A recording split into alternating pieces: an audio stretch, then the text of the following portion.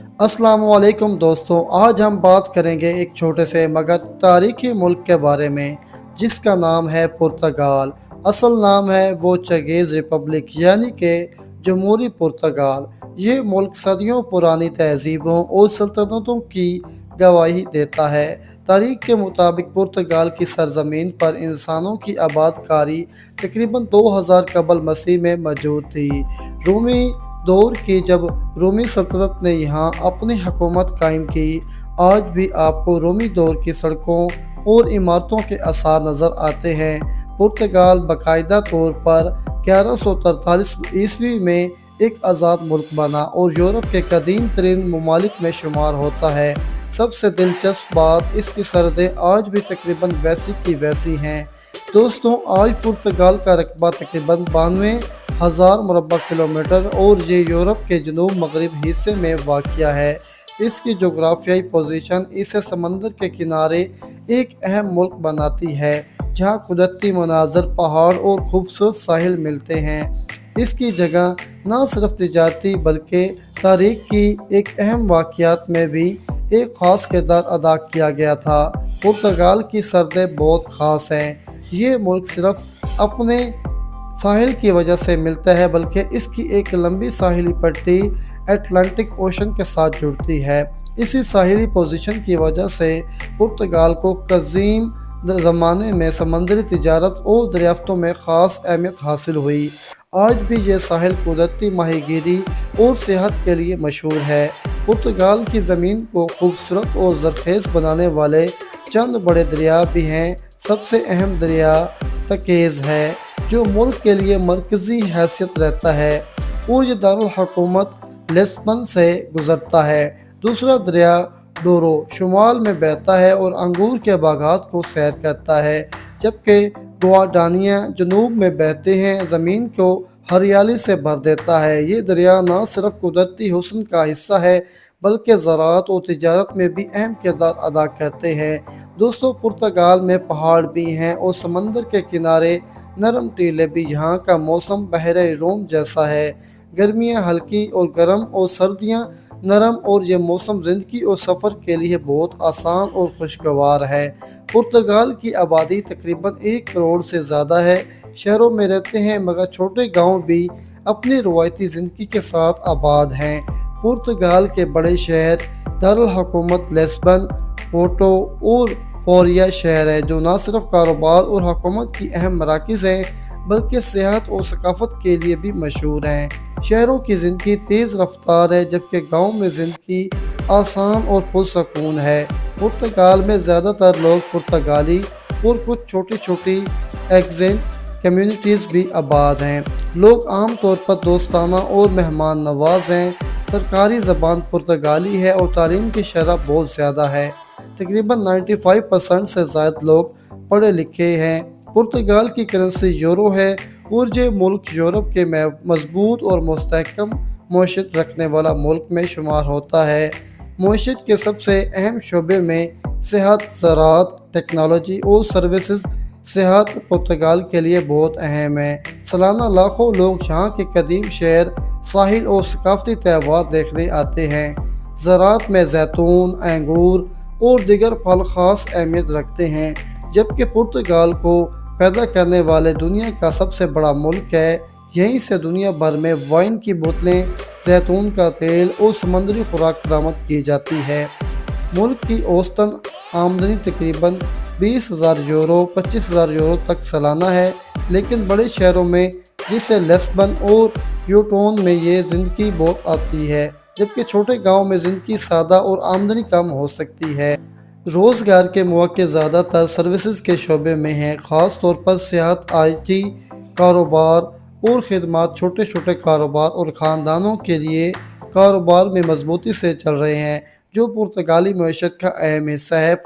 पुर्तगाल की वाइन ज़िंदगी में सुबह की कॉफ़ी का अपना एक अलग मज़ा है। छोटे शहरों में और गाँव में लोग दिन के बीच में थोड़ा देर आराम करते हैं। यहाँ ज़िंदगी आरामदेह मगर मुतवाज़न है।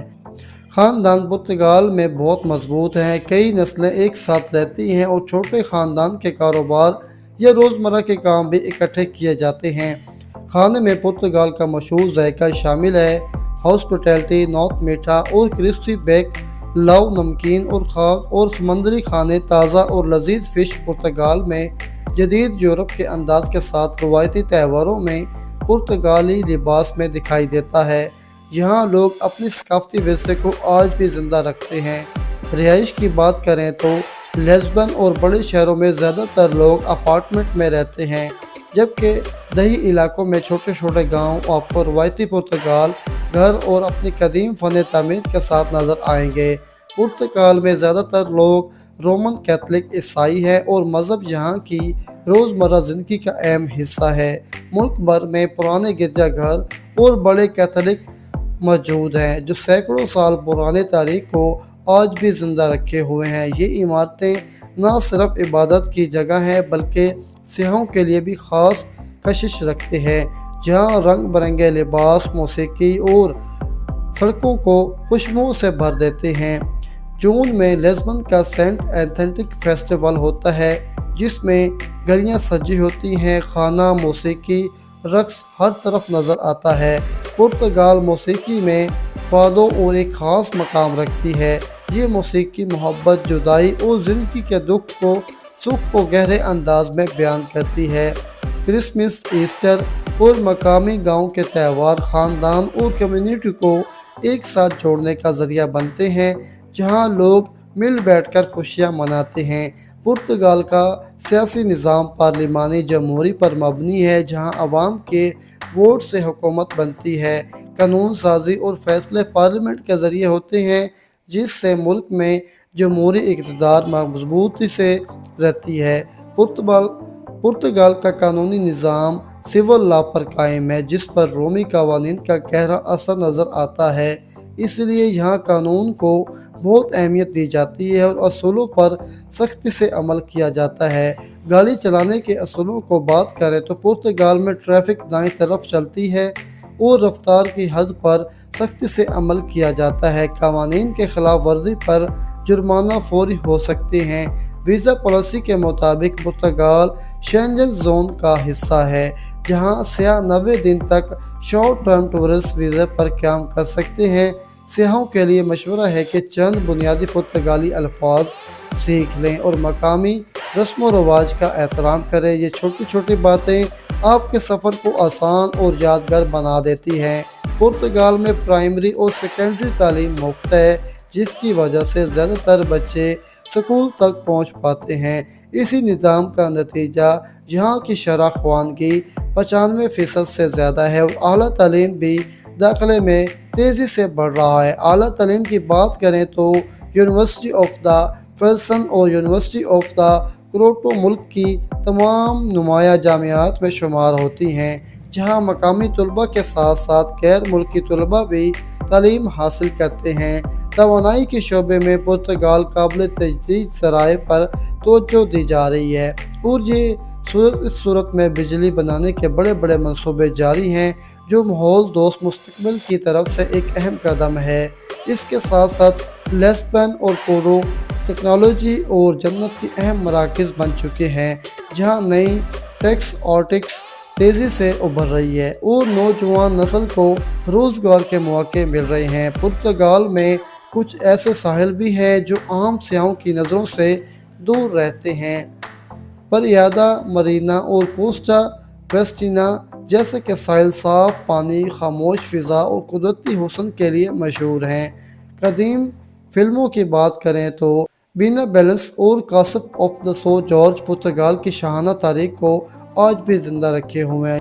یہ قلعے ہمیشہ بادشاہوں اور جنگوں کے دور میں لے جاتے ہیں۔ پرتگال کی تاریخی سمندری مہم جون کی بغیر مکمل نہیں ہوتی۔ نئی دنیا کی راہیں کھولیں اور پرتگال کو دریافتوں کا مرکز بنا دیا۔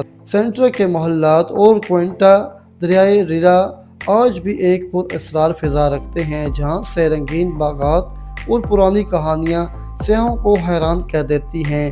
پہاڑوں میں بسی خفیہ گاؤں جیسے کہ مونسان، جو آج بھی اپنی پرانی روایات اور پتھریلے گھروں کے ساتھ ساتھ وقت کو تھمائے ہوئے ہیں۔